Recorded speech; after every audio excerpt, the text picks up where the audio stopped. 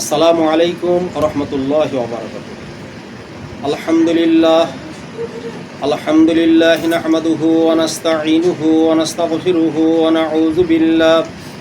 নাউযু বিল্লাহি মিন শুরুরি আনফুসিনা ওয়া মিন সাইয়্যাতি আমালিনা মান ইয়াহদিল্লাহু ফালা মুদিল্লা লাহু ওয়া মান ইউদ্লিলহু ফালা হাদিয়া লাহু ওয়া নাশহাদু আল লা ইলাহা ইল্লাল্লাহু ওয়াহদাহু লা শারীকা লাহু ونشهد أن سيدنا وحبيبنا ونبينا ومولانا محمدا عبده ورسوله فقد قال الله تبارك وتعالى في كلام المجيد والفرقان الحميد بسم الله الرحمن الرحيم إن الله وملائكته يصلون على النبي يا أيها الذين آمنوا صلوا عليه وسلموا تسليما اللهم صل على سيدنا مولانا محمد وعلى آل سيدنا مولانا محمد সম্মানীয় সুধী, দূরে কাছে দেশ ও বিদেশ থেকে যে সমস্ত ভাই বোনেরা আমার ইউটিউব চ্যানেল দেখেন, আমি সকলকে হার্দিক অভিনন্দন, শুভেচ্ছা ও ভালোবাসা জ্ঞাপন করছি। আমি আশা করব আপনারা সকলেই ভালো আছেন। আজকের শুভক্ষণে শুভ মুহূর্তে কিছু কথা আলোকপাত করার জন্য আমি আপনাদের সম্মুখে উপস্থিত হয়েছি। কোরআনে সব আছে, কথাটা আমরা বলি, কিন্তু তার নিগুড় তথ্য, নির্যাস যে জিনিস রয়েছে সেটা আমরা অধিকাংশ মানুষ বের করতে পারি না। বললেও অত্যুক্তি হবে না, সাধারণ মানুষ তো দূরের কথা, অধিকাংশ ওলামায়ে হযরত সেই জায়গা থেকে আমরা পিছু হটি। আমি আপনাদেরকে বলবো, আমি শুনেছি বহু আলেমের কাছে এই কথা, যে স্মরণটা কি? পেচ্ছাপ করার দোয়া, পায়খানার দোয়া, মসজিদে ঢুকবো দোয়া, এর নাম স্মরণ। দেখুন, আল্লাহ ওয়ালারা এটা বলেননি, এজন্য কোরআন আয়াতে এসেছে, আল্লাহ তাআলা বলেছেন ফাসআলু আহলা যিকরি ইন কুনতুম লা তা'লামুন। তোমরা যদি না জানো, এই আলেম ওলামা, এই শিক্ষিত ভদ্র মহোদয়কে আল্লাহ তাআলা সম্মান দিয়ে বলছেন, যদি তোমরা না জানো তাহলে যে জানে তার কাছে থেকে তুমি জেনে নাও। এখন আমাদের একটা বড় ব্যাধি হলো, আমি তো বড়, সে বয়সও হতে পারি, শিক্ষায় হতে পারি, তাহলে আমি একজনের কাছে জানতে যাবো কেন? আমি তো আলেম। Nothing never. দেখুন, আলেম হলে যে সব হয় তা নয়। আপনি তো সেই আলেম, কেবলমাত্র শরীয়তের জ্ঞান অন্বেষণকারী আলেম। আপনি তো বলতে পারবেন না যে আমার কাছে ইলমে তাসাউফ রয়েছে। আপনি বলতে পারবেন না শরীয়ত ছাড়া তরিকত, হাকিকত, মারিফাত, আজ যে তিনটে জ্ঞান রয়েছে সে জ্ঞান তো আপনার কাছে নেই। আপনি বলতে পারেন না। যদি তাই হতো, আলেম হয়ে যদি আল্লাহকে পাওয়া যেত, তাহলে নু'মান বিন সাবিত আবু হানিফা রহমাতুল্লাহ আলাইহি তিনি কিন্তু শরীয়ত ছাড়া ইলমে তাসাউফিদ যে সমস্ত আলেম ওলামা ছিলেন তাদের কাছে গিয়ে তিনি বায়াত হতেন না। আমরা যে মাযহাবকে মানি, চারটে মাযহাব, তার মধ্যে শ্রেষ্ঠতম মাযহাব হলো হানাফি মাযহাব। এই মাযহাবে অধিকাংশ, প্রায় 70% পৃথিবীর মানুষ চলাফেরা করে। এই মাযহাবের প্রতিষ্ঠাতা ইমামে আজম আবু হানিফা রহমাতুল্লাহ আলাইহি তিনি বলছেন যে আমি যদি 2 বছর ইলমে তাসাউফবিদদের কাছে, আল্লাহ ওয়ালাদের কাছে যদি বায়াত না হতাম, তাহলে আমি নু'মান বিন সাবিত আমি ধ্বংস হয়ে যেতাম, আমার মৃত্যুটা বেঈমান অবস্থায় হতো। শুধু তাই নয়, ইমাম আহমদ বিন হাম্বল রহমতুল্লাহ আলাইহি তিনিও বায়াত হয়েছেন। 4টি ইমাম যারা সকলেই বায়াত হয়েছে। তাছাড়াও বলে রাখি যে সিহাসাত্তার হাদিস, বুখারী, মুসলিম, আবু দাউদ, ইবনে মাজাহ, নাসাই, তিরমিজি, এই যে সিহাসাত্তার হাদিস রয়েছে, প্রত্যেকটা হাদিসে যারা ইমাম তারাও বায়াত হয়েছেন, তাদের প্রত্যেকের মাশায়েখ আছে। আপনি দেখান একজন আল্লাহওয়ালা হয়েছে, তার কোনো পীর মাশায়েখ নেই। আপনারা কোরআনের আয়াতটা নিয়ে প্রায় বলে থাকেন কি বলেন? উযকুরুল্লাহ যিকরান কাসীরা। আমি শুনেছি মানে মুফতি সাহেব বলে বেড়ায়, এরা বলে বেড়ায় তোমরা আল্লাহকে খুব বেশি বেশি করে স্মরণ করো। কোথায় করবো স্মরণ?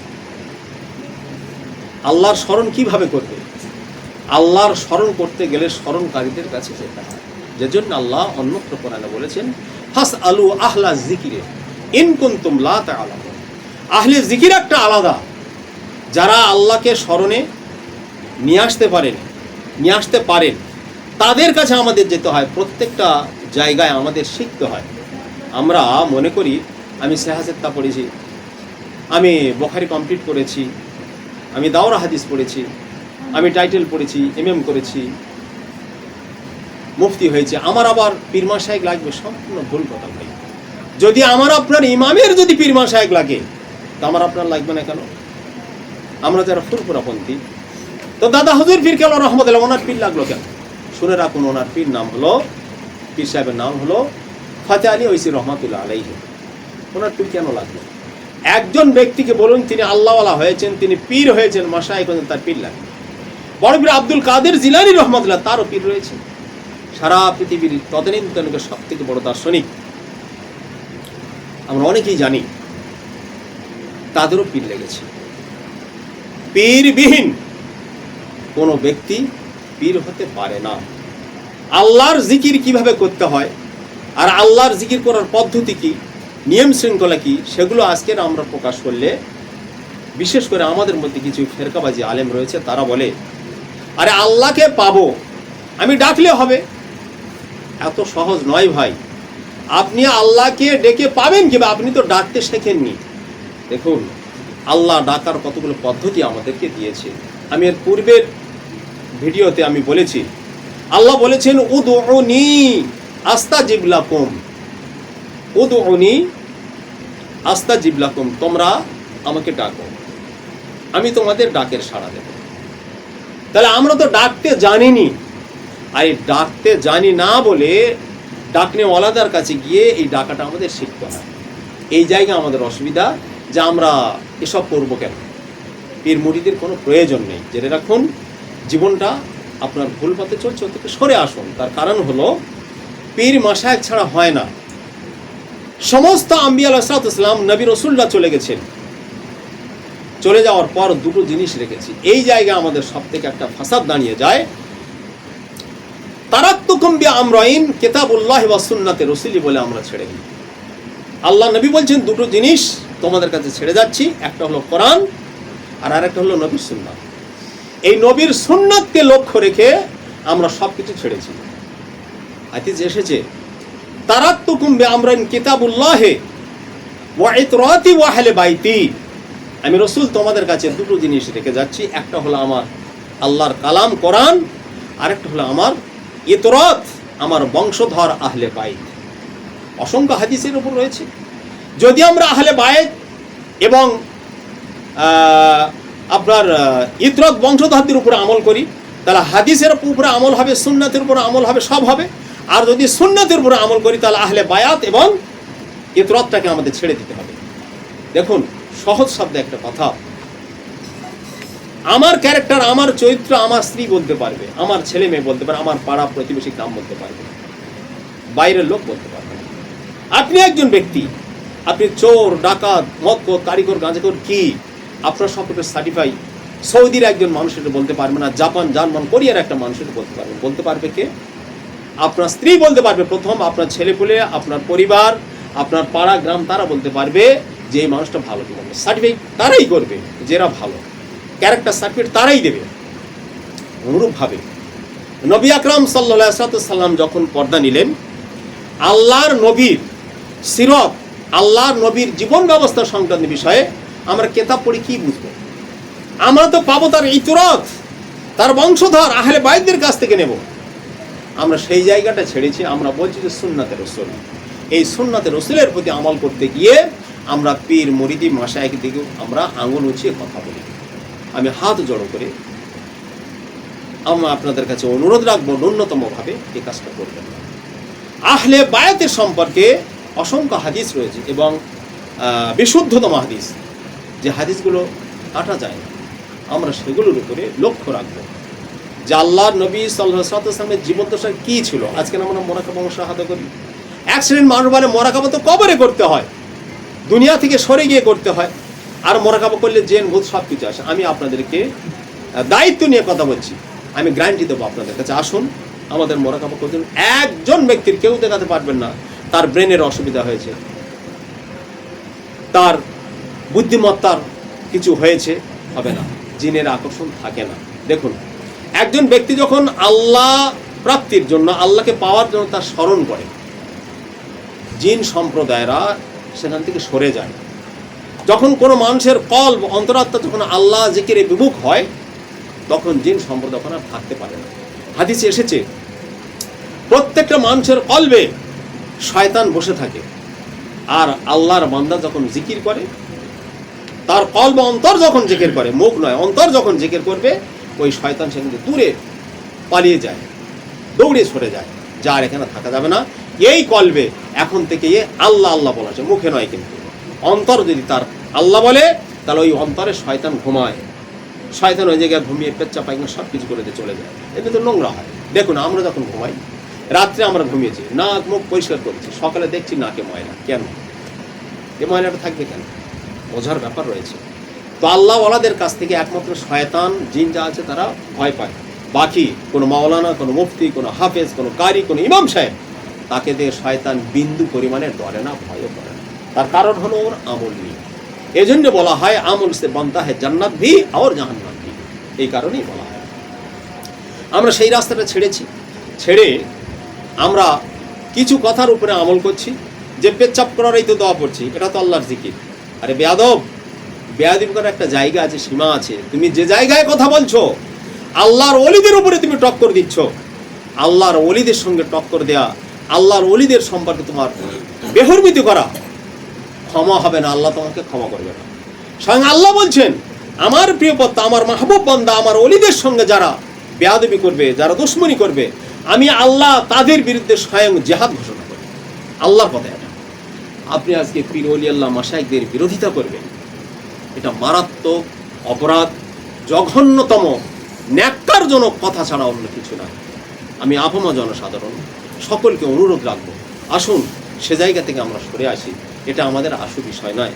আমাদের আশু এবং প্রকৃত আসল বিষয়টা হলো এটা, আমার অন্তর আল্লাহ আল্লাহ জিকির করবে, আমার স্ত্রী, আমার পুত্র পরিজন তথা উম্মতে মুহাম্মাদি পাড়া প্রতিবেশী সকলের অন্তর আল্লাহ আল্লাহ জিকিরে বিমুখ। এই আল্লাহ আল্লাহ জিকির করতে গিয়ে আমরা বহু জায়গায় বহু ব্যাহত হয়েছি। অনেকে আমাদের প্রতি সারাশি আক্রমণ করেছে বিভিন্ন জায়গায়। আমি বলতে বাধ্য হচ্ছি, এই কদমবুসি নিয়ে এক শ্রেণীর মানুষ তার কথা বলেছে। আরে মিয়া, কদমবুসি সম্পর্কে তোমার তো ন্যূনতম সেন্স নেই, জ্ঞান নেই।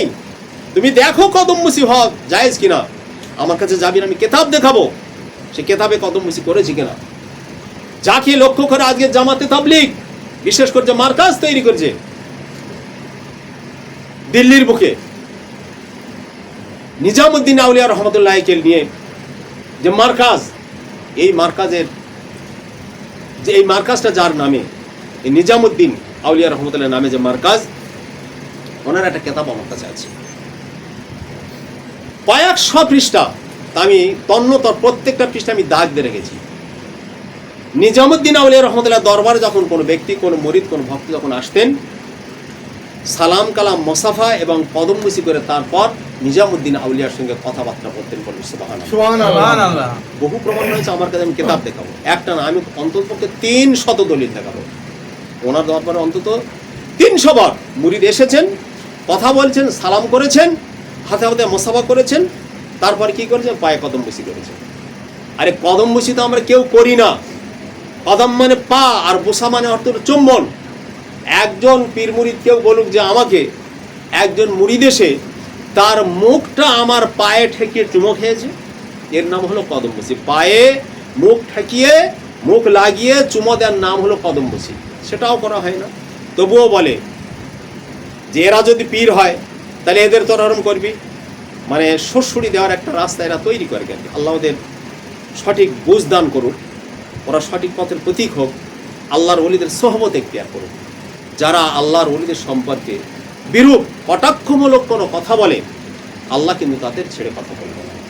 জেনে রাখবেন, যাদেরকে আজকে আর অগ্রাহ্য করছি, যাদেরকে আমরা তহমত, ইলজাম, বিভিন্ন কিছু দিয়ে এই সমাজ থেকে তাদেরকে দূরে রাখার চেষ্টা করছি, আপনার জীবদ্দশা আপনি পারবেন না। ওরা হবে সমাজের উচ্চস্তরের জায়গার মানুষ, ওদেরকে মানুষ লুফে নেবে। আর মহাশার ময়দানে মৃত্যুর পরের কথা একটা বলি, জান্নাতের সর্দার যিনি হবেন, যুবকদের সর্দার হবে হযরত হাসান হুসাইন রাদিয়াল্লাহু তাআলা আনহু। হযরত হাসান হুসাইন রাদিয়াল্লাহু তাআলা আনহু হলেন বায়াতিওয়ালা মানুষ। তারা হলেন আহলে বায়াত। আল্লাহর নবীর হস্ত মোবারকা হাত দিয়ে তারা বায়াত হয়েছেন। বায়াত বিহীন কোনো মানুষ জান্নাতের কোনো জায়গায় সে থাকতে পারবে না। হুসাইন রাদিয়াল্লাহু তাআলা আনহুর জীবনচরিত, হুসাইনি মুসলমান যারা, তারা তো জান্নাতে যাবে। জেনে রাখা ভালো, আজকের বলতে বাধ্য হচ্ছি, ইয়াজিদি মুসলমান যারা, ইয়াজিদের মতাবলম্বী, ইয়াজিদ যে পথ মত আদর্শ দিয়েছে, ইয়াজিদের কথার উপরে চলে যারা ইসলাম মানছে, তারা কিন্তু জান্নাতে যাওয়া খুব কষ্টকর হয়ে পড়বে, যতক্ষণ পর্যন্ত সে পাল্টি না খাবে, যতক্ষণ পর্যন্ত সে ঘুরে না আসবে। এজন্য আমি আপনাদেরকে বলবো, একটু বোঝার চেষ্টা করুন, সময় এসেছে।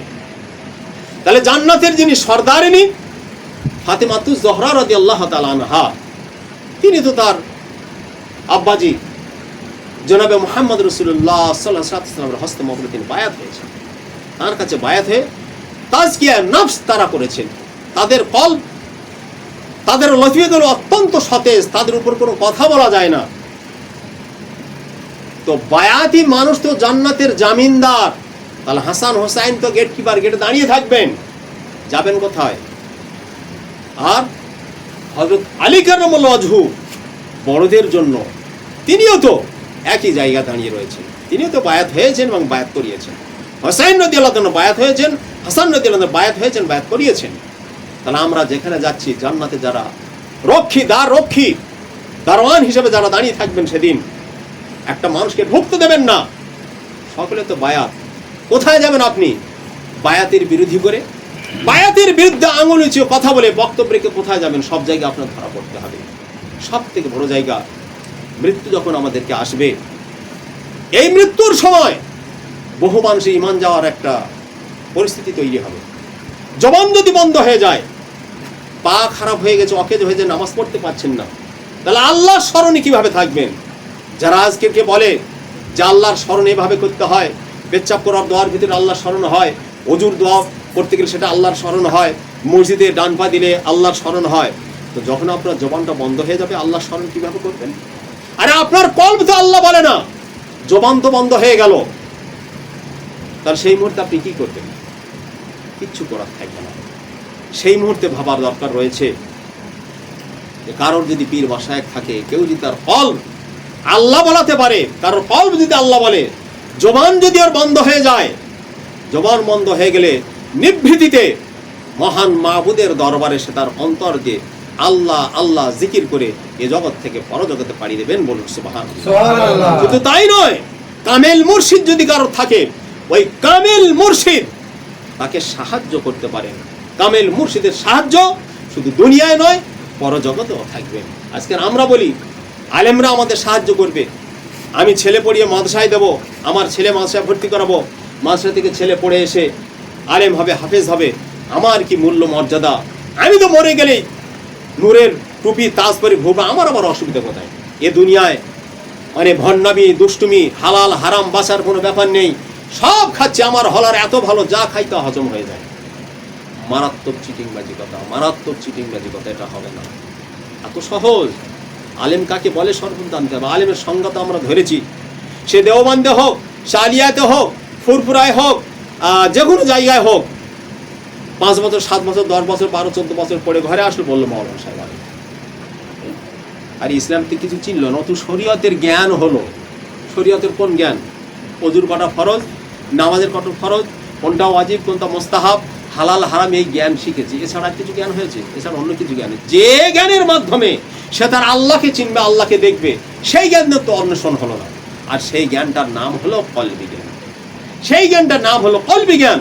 যার মধ্যে কলবি জ্ঞান আছে, আল্লাহ তাআলা তাকে ইহজগৎ এবং পরজগৎ দুটো জায়গা সম্মানের আসনে অধিষ্ঠিত করতে পারেন। সুবহানাল্লাহ। সেই জ্ঞান শিক্ষা, সেই জ্ঞান, সেই দীক্ষা, সেই জ্ঞানের চিন্তা ভাবনা এবং সেই জ্ঞান অন্বেষণ করার জন্য আল্লাহ আমাদেরকে বলেছেন, আমরা সেই জায়গায় চলে আসছি। আমরা অপব্যাখ্যা করি।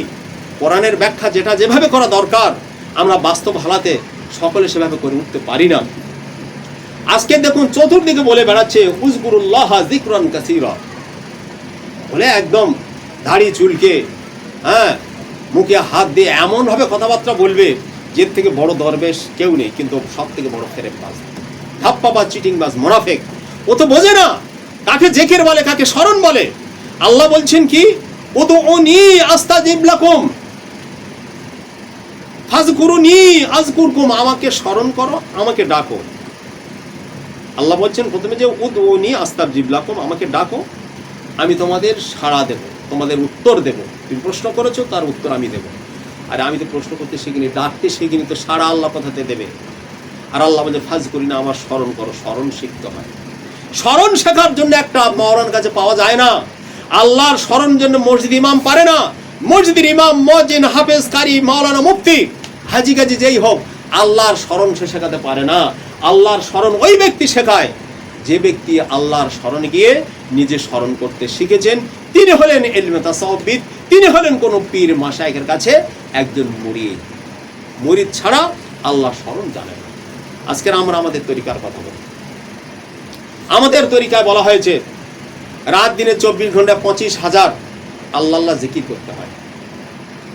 বললে খারাপ লাগে তাই বলছি না, তবুও সময় পরিস্থিতি সাপেক্ষে একটু বলতে হয়। আমরা এত কিছু করেও তো মানুষকে বলতে পারি না। সব সময় জিকির আজকার হয়। আসর থেকে মাগরিব পর্যন্ত বলা হয়েছে তোমরা লা হাওলা পড়বে, যেটাকে ইস্তেগফার বলা হয়। লা হাওলার আমলে থাকা। বাকি সময়ের মধ্যে বলে 25,000 বার তোমাকে আল্লাহ জিকির করতে হবে। আর যখন সময় পাবে আল্লাহর সাথে তুমি সম্পর্কটা জুড়ে দাও। তো আল্লাহর সাথে তুমি সম্পর্ক জুড়বে কি করে? এই ডাক্তার ভাইকে বলছিলাম, আমি এখন বর্তমানে আছি এই জায়গাটার নাম কি? কালীতলা। শ্যামবশীর চক কালীতলায় আছি। আপনার নামটা কি? যে শেখ মনিমুদ্দিনের বাড়ি। তো শেখ মনিমুদ্দিনের বাড়িতে এসে একটা সভা করার জন্য, ছোটোখাটো একটা মজলিস। এখানে মাস্টার মোস্তাকিম সাহেব রয়েছেন, ডাক্তার তাজউদ্দিন রয়েছে, তবলিগের একনিষ্ঠ খাদিম সাহেব কাজ করতেন, আব্দুল মাহমুদ রয়েছেন। বায়াত হয়েছে। বায়াত হওয়ার পর আমি তাকে জিজ্ঞেস করলাম, আব্দুল মাহমুদ বলো তোমার হাল হাকিকাত। বললেন হুজুর, আমি এতদিন পর্যন্ত যেটা খুঁজছিলাম আমি সেটা পেয়েছি। আমি এতদিন পর্যন্ত তবলিগ কাজ করেছি, কিন্তু যে আঞ্জাম ওদের দিয়েছি সেই আঞ্জামের মধ্য দিয়ে কলব যে আল্লাহ বলে আমি জীবনে কোনদিন পাইনি। কথা সত্য না মিথ্যা? একটু জোরে আওয়াজ দাও। আব্দুল মাহমুদ বলছে বাস্তব কথা, আমার সামনে বসে রয়েছে। দেখুন কথাটা একদম হাকিকাতে সত্য। তাহলে সে বলছে যে আমার কলব আল্লাহ বলে, আমি সুদীর্ঘদিন জামাতে যে কাজ করেছি কল্পনা করা যায়নি। মাস্টার মোস্তাকিম সাহেব উনিও রয়েছেন, মাননীয় প্রয়াত রবিউল হক সাহেবের ভাইপো, আমার দুলাভাই হন, উনিও রয়েছেন। বলছে আমি যখন খেয়াল করি আমার কলব আল্লাহ বলে, এটা আমি বুঝতে পারি। বাস্তব কথা। তাছাড়াও এখানে আমরা বহু মানুষ রয়েছি যারা বায়াত হয়েছি, তারা বলবো যে আমাদের কলব আল্লাহ বলে, জোর করে বলবো। কিন্তু যারা বায়াত হয়নি, কেউ যদি বলে যে আমার কলব আল্লাহ বলে, সেটাও ধরা পড়ে, সেটাও ধরা ফেলে, ধরা পড়ে, বোঝাও যায়। দেখুন ইউটিউবের যুগ, কথা সব বলাও উচিত নয়। এই ইউটিউবের যুগে আমরা একটা মোবাইল থেকে আর একটা মোবাইল হোয়াটসঅ্যাপ করছি, এখানে যা কি আছে ওখানে যাচ্ছি। আল্লাহ তাআলা প্রত্যেকটা মানুষের অন্তরে এই সিস্টেমটা দিয়ে রেখেছেন, বলুন সুবহানাল্লাহ।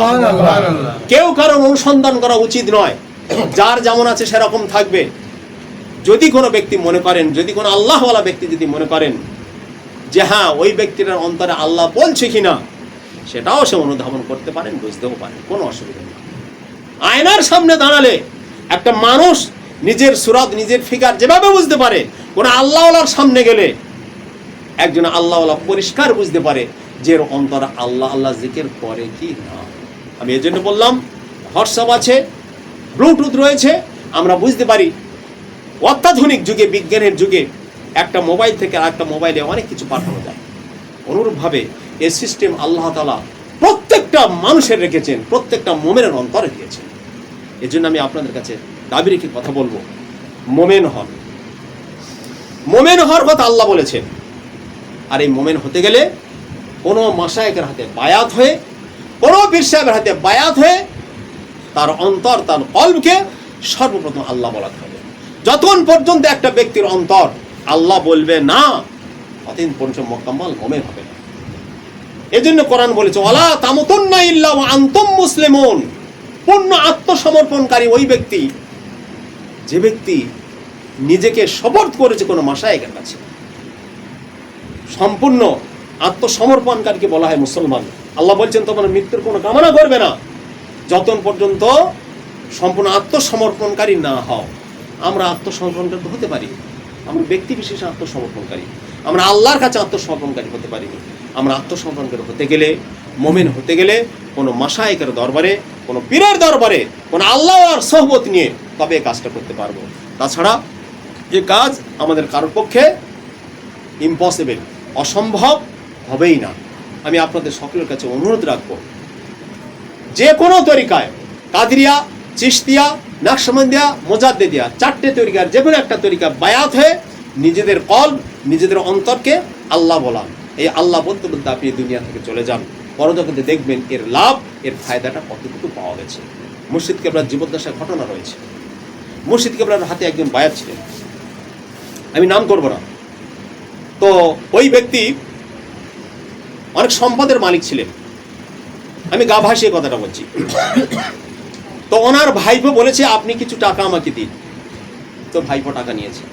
ভাইপো টাকাটা না দেওয়ার জন্য চাচাকে ডেকেছে একটা জায়গায়, সেখানেও চাচা জায়গা রেখেছে। চাচাকে সেখানে শেষ করে ফেলেছে, মানে মেরে ফেলেছে। টাকা দিতে হবে না। এখন অনেক কিছু পর যখন তল্লাশ হলো, তল্লাশ করার পর আব্বার কাছে সংবাদ গেল। আব্বা বললেন ঠিক আছে, যা করার পর অসুবিধা নেই। লাশটাকে তো আমি একবার খুব ক্ষুদ্র করবো, লাশটাকে তোলা হয়েছিল অনেক দিন পর। ওই লাশটাকে তোলার পর দেখা যাচ্ছে তার কাফন থেকে শুরু করে সমস্ত শরীরে তার অক্ষত ছিল। এই পেপারটাও কাটিং করা আছে, পেপারটাও রয়েছে। তো দেখুন, তরিকায় কাজ করলে লাভ যে হয়, সে যে শহীদ হয়েছে, কয়েকটা সবকে কাজ করত, তার কলব যে জেন্দা ছিল, বাস্তব প্রমাণ আমার মুর্শিদ কেবলার দরবারে রয়েছে। এই ঘটনা রয়েছে, এরকম বহু ঘটনা আমার মহান মুর্শিদ কেবলার হস্ত মোবারক রয়েছে। আমি আপনাদের কাছে অনুরোধ রেখে বলবো, আমি বক্তব্য দীর্ঘায়ী করবো না, আমরা এখান থেকে অনেকটা দূরে যাব। সকলেই চেষ্টা করবেন এই 4টে তরিকার মধ্যে যে কোনো একটা তরিকায় বায়াত হয়ে নিজেদের অন্তরকে আল্লাহ জিকির করার পদ্ধতিটাকে তৈরি করা। আমি বলবো না যে আমার মুর্শিদের কাছে যান, তবে একটা কথা আমার থাকবে, আপনারা যে কোনো দরবারে যান, গিয়ে সেখানে বলুন, যার যেখানে ভালো লাগে, যে আমি আপনার কাছে বায়াত হচ্ছি, কিন্তু আমার কলব আল্লাহ বলবে এটা আপনার করতে, এই দায়িত্ব নিন, আমি আপনার কাছে বায়াত হব। আর বায়াত হওয়ার পর একটা মাইয়ের, তাকে যখন আমরা গোসল দিই, আমরা যেভাবে তাকে নাড়াই, সে সেভাবে নড়ে। বায়াত হওয়ার পর নিজস্বতা কিছু হয় না, নিজের বলে কিছু থাকে না। পীর মাশায়েখ যেটা যেভাবে বলবে সেইভাবে চলবে। তিনি কি চুরি করতে বলবেন, ডাকাতি করতে বলবেন, হারাম কোনো কাজ বলবেন না, শরীয়ত সম্মত কথা বলবেন। সেই শরীয়ত সম্মত কাজ করব আমাদের সকলের। আল্লাহ তাআলা আমাদের সকলকে বুঝে 4 তরিকার মধ্যে যে কোনো একটা তরিকায় বায়াত হওয়ার সুযোগ বা তৌফিক দান করুন সকলে বলুন আমিন। পরিশেষে বলবো, আমার মহান মুর্শিদ কেবলা খানকে মুজাদ্দিদিয়া, পূর্ব কাঁঠালিয়া দরবার শরীফ, সেখানে রয়েছেন। মহান মুর্শিদ কেবলার ইউটিউব চলে, আপনারা যে যেমনভাবে পারেন মুর্শিদ কেবলার ইউটিউবটা দেখবেন। এই ইউটিউবের নাম হলো মুজাদ্দিদিয়া টিভি। আপনারা দেখবেন, আপনারা প্রশ্নও করবেন, যেতেও পারেন, কথা বলতে পারেন, সুদীর্ঘক্ষণ আলোচনা করতে পারেন। আপনি মুর্শিদ কেবলার দরবারে যাবেন, গিয়ে বায়াত হতে হবে তা নয়। আমার মুর্শিদ এরকম নয়, লক্ষ লক্ষ মানুষ বায়াত। ভারতবর্ষের জমিনে অধিকাংশ মুসলিম রাষ্ট্রে মুর্শিদ কেবলার বায়াত রয়েছেন, মুরিদ রয়েছেন, ভক্তের দল রয়েছেন। আমার জানা মতে বেশ কয়েকটা রাষ্ট্রের মানুষ তারা বায়াত রয়েছে, আমি জানি। মুর্শিদ কেবলা বলেন, কারণ ডায়েরিতেও দেখেছি, অসংখ্য জিনেরাও বায়াত রয়েছে। এই আমাদের এলাকায়, এই এলাকায় বহু জিন বায়াত রয়েছে মুর্শিদ কেবলা। একদিন আব্বা বলছেন, কি বলি বলছেন মৌলানা সাহেব, এসব আপনার তদবির করবেন আর ওরা এসে আমার জ্বালাবে। আমরা আব্বা কী বলেছে? বলছে ওরা এসে বলছে, আপনার মুরিদ ভক্তরা সব তদবির করছে, আমরা তো চলে যাচ্ছি, তা আমরা আপনার কাছে রিকোয়েস্ট চাচ্ছি, আপনি একটা জায়গা নিরূপণ করে দিন, আমরা সেইখানে থাকবো আর আপনার যাবো। তো মুর্শিদ কেবল একটা বিশাল ব্যাপার রয়েছে। আমি আপনাদেরকে বলবো, যখন আপনারা পাবেন না তখন বলবেন, আমি আপনাদের হাতে সময় ছেড়ে দিলাম। আপনারা মানে শুভবুদ্ধি সম্পন্ন জ্ঞানীগুণী ব্যক্তি বিশেষ পীর অনুসরণ করে অনুসন্ধান করে সেখানে বায়াত হন। আল্লাহ আমাদের সকলকে এই তরিকার উপরে থাকার সত্যিগত তৌফিক দান করুন। আমিন। ওয়া আখিরু দাওয়ানা আনিল হামদুলিল্লাহি রাব্বিল আলামিন। আসসালামু আলাইকুম ওয়া রাহমাতুল্লাহি ওয়া বারাকাতুহু।